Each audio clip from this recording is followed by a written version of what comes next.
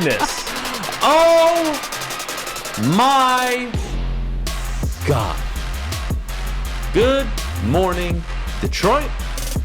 Good morning, Fish. Good morning, Michael. Jeff. Good morning, buddy. How are you doing this morning? I'm doing fantastic. I really am. We had the pregame show yesterday. We covered the Seahawks and the Rams game. It was very stressful. But regardless of that result, the result we watched last night made up for everything. How the Lions played 2-0 against the Packers this season. I can't believe it. Are you fucking kidding me? A winning record in year 2, a 1-6 start, an 8-2 finish. I mean, my God. You know what, Adam? I hope the NFL learned something today. Put the Lions on primetime, because that's what happens. The Packers, who have played on primetime multiple times this year, just got their ass handed to them for the second time this season. The Packers scored 16 last night. You know when's the last time they scored that low of a score recently? It was against the Detroit Lions. When they scored 9 points? Yes, I know, sir. buddy. Look, here's what we're going to start. 5-1 in the division. Here's what we're going to do, all right? We're going to start with... I think we really need to understand what happened last night, okay? Mm-hmm. Last night, you watched your football team commit all the wrong penalties, untimely, take 6 off the board of Jamison Williams, negate a Kirby Joseph interception. So many things that, whether you want to blame the refs or not, they were obvious penalties, by the way, but regardless, you made a lot of mistakes on the road in a primetime game against a division rival with, yes, maybe not the everything on the line, but you were playing spoiler last night. We all knew the situation. And it was the Lions that were able to overcome it all. Not the Packers, not the seasoned vet in Aaron Rodgers, not the seasoned coach who's in his 4th year in Matt LaFleur.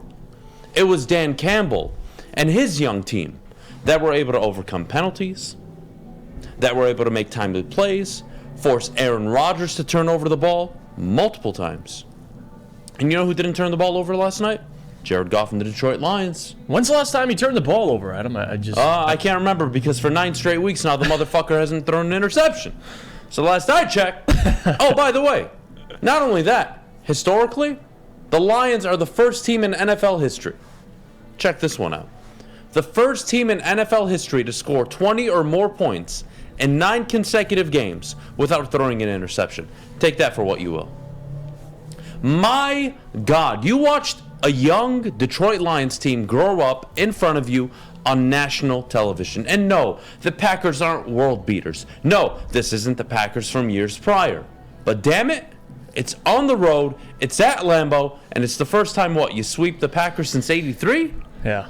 My God. And Adam, I can't describe... the feeling when you're watching that Rams game and you see that graphic pop up on the screen before the Lions game saying the Lions are 3-27 in their last 30 at Lambeau. And you see all the stats. Aaron Rodgers and Matt LaFleur, 18-1 in December and January. Everybody on TV picking the Packers. And I'm not going to lie to you, I did pick the Packers. There was a part of me that felt like the youth of this team would cost them. Boy, I was wrong. Even the penalties they endured during that game, they overcame them. James Houston, offsides, Matt Nelson, the holding penalty, a plethora of mistakes, they overcame them. And that was the most impressive thing, and I'm glad I was wrong. If I had to be wrong in a prediction, you damn straight it was that game. The Lions, they showed up, even in the game where, I don't want to say they didn't have anything to play for, but the playoffs were eliminated. Go spoil the Packers. And boy, they did. I got to tell you. And there were some players, young players, that made plays once again. Aiden Hutchinson, 2 sacks. Big sacks, by the way. Timely sacks. And you had Kirby Joseph, had the interception, called back. Guess what? I'll go get another one. That's Kirby Joseph for you. Man, the Lions, they got a bright future. They really do. To be 5-1 in the division, and you could argue they could be 6-0 if they didn't completely melt down at Minnesota early in the year. Man.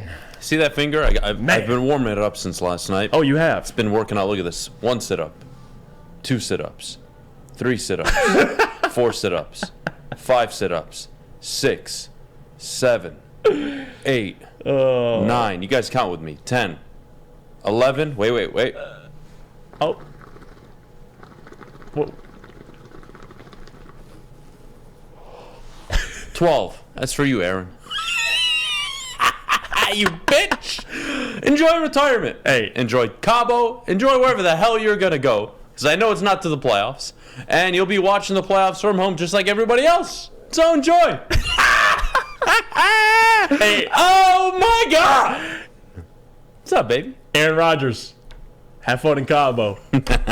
Have fun in Cabo. And we might have, the Lions not only knocked Aaron Rodgers out of the playoffs, they very well might have knocked him out of Green Bay. I think that story is done. They're in cap hell. If he retires, it's only going to fuck them even more. And that's what happens when you pay your quarterback that kind of money that late into his career. Oh, including you don't pay Devonta Adams. That's a whole thing. I don't care about the Packers this morning. You know what I care about? I care about one of the younger teams in the NFL. The 3rd or 4th youngest roster in the NFL. Yes. I care about them, and you know what? I got to say this about Dan Campbell because he deserves it this morning.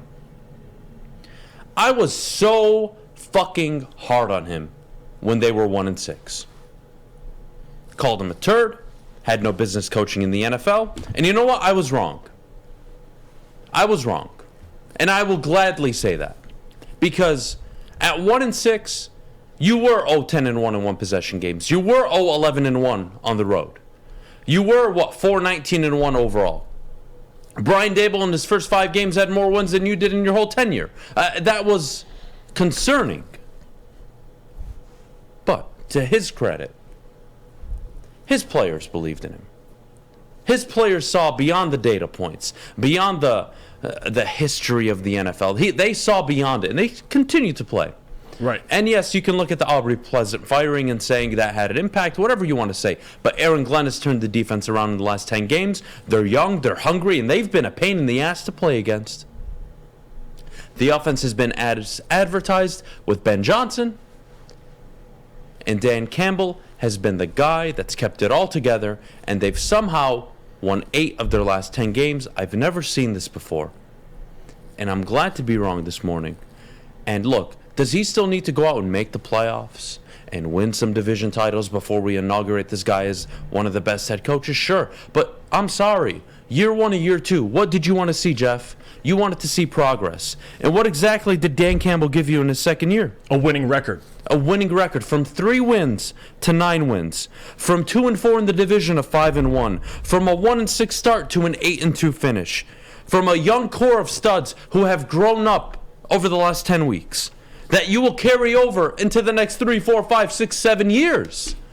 You're talking a young core that in the NFC, we're looking at a top 3, top 4 roster after Brad Holmes is done in this offseason with it. Right. 6th overall, 18th overall. And it only gets better. 2 picks in the second round.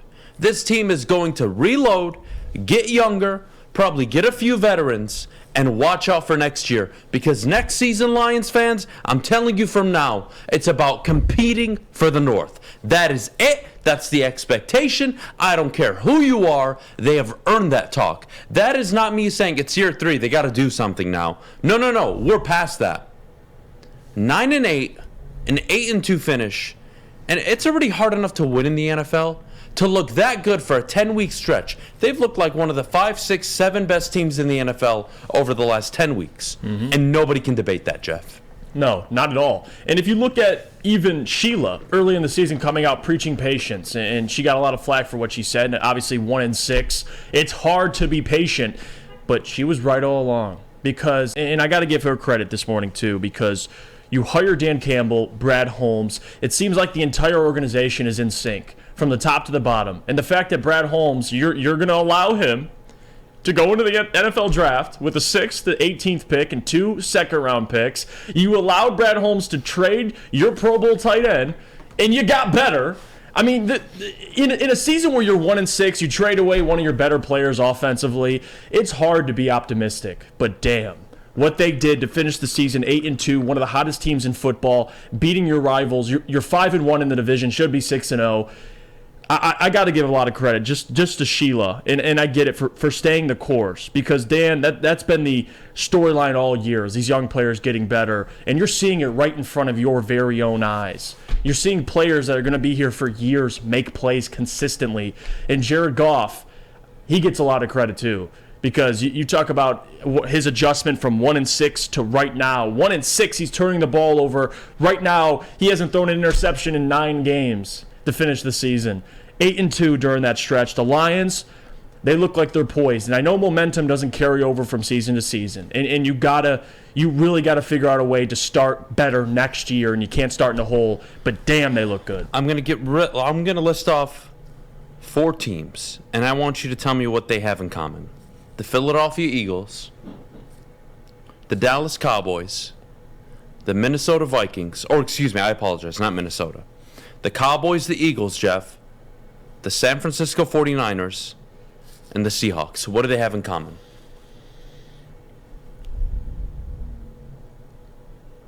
They're all the playoff team. Yeah. No, they're in the playoffs. Oh, okay. I was waiting on you to answer. Yeah, no. I thought that was obvious. I was asking you. No, yeah, they're in the playoffs. Okay. You know what else they have in common? There are only 4 teams in the NFC that have made the playoffs that have a positive point differential. You know who the 5th team is? The Detroit Lions.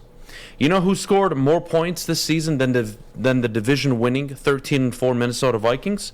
The Detroit Lions. You know who have given up as many points as the division-winning Minnesota Vikings? The Detroit Lions. That's your bar. That's your ceiling. And at 1-6, it didn't look like you could figure it out, because there was always something that could and would go wrong. Right.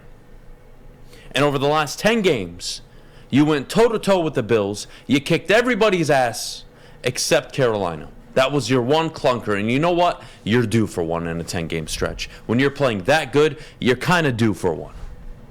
And now looking back at the last 10 games of the year, I have never seen anything like this. I've been alive for 28 years. I've never seen a Lions team look that good, win this type of way, right. Go on the road to Lambeau in those circumstances and show out. They had nothing to play for last night. Mm-hmm. But you know what? In that locker room, they had everything to play for. That was, hey, this game is a statement of intent for next year. The Bears, years behind the Lions. The Packers, years behind the Lions. And I'm still not sure what to think of Minnesota. We'll see what they do in the offseason. Yeah, their window's closing. They're 13-4. Man, next year that looks like a 9-8, 10-7 team. Yeah. And if you're telling me 10-7, 11-6 can win the division, I'm giving the Lions a damn good chance of doing that. Mm-hmm. They have totally reshaped the way we look at the Detroit Lions as an organization. And look, yes, they still need to prove it. They still need to go out and win the division. They still need to go out and make the playoffs. They still have a lot of long-term goals that they need to hit and achieve, and milestones that they have to reach. But have you ever been more confident? Have you ever been more confident? Before the season, I said this very same thing. You have something that teams in the NFL would die for. A young core, a young offensive coordinator, a top offensive line, and an attitude where, you know what, I see the Lions on the schedule. Fuck. It's going to be a tough game. Even if we play our best football, they're going to be a pain in the ass. And that was the mantra going into the year. And at 1-6, it didn't feel or look that way. But over the last 10 games, it has been exactly that. An offense that finds a way. And an offense that on the final drive of the game when it mattered most converted 2 fourth and short situations. One of which was set up by a beautiful pitch and catch, which I've never seen before. You want to call it a hook and ladder? I don't care. And the second empty set, 4th and 2, season on the line, send Green Bay home. You go empty set, Jared Goff, DJ Chark, fuck you, Aaron Rodgers. The rest is history.